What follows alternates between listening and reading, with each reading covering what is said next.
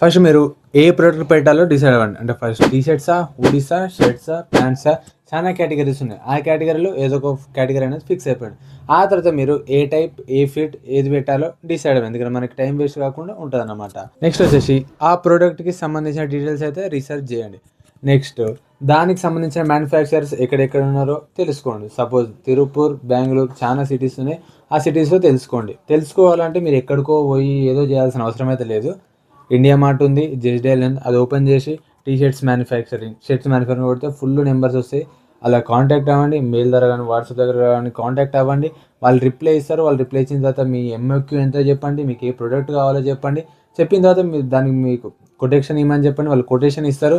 Quotation ఇచ్చిన దాన్ని బట్టి మీరు చూసుకోండి. ఆ తర్వాత సెట్ అవ్వకపోతే ప్రోడక్ట్ మార్చుకోవచ్చు.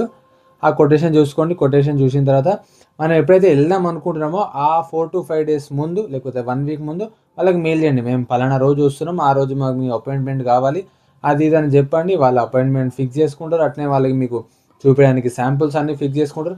ఆ రోజు మీరు వెళ్ళి బుక్ చేసుకొని నచ్చితే ఆర్డర్ చేసుకొని రావచ్చు. ఈ ప్రాసెస్ అయితే ఉంటుందన్నమాట. మీరు టైం మనీ వేస్ట్ అవ్వక ముందుకే ఫస్ట్ అయితే ఇవైతే చూసుకోవాలన్నమాట. ఒక బ్రాండ్ స్టార్ట్ చేయాలనుకుంటే ఇది మెయిన్. ఇంకేమైనా డౌట్స్ ఉంటే కామెంట్ చేయండి. ఇలాంటి మరిన్ని రీల్స్ కోసం ఫాలో కొట్టండి.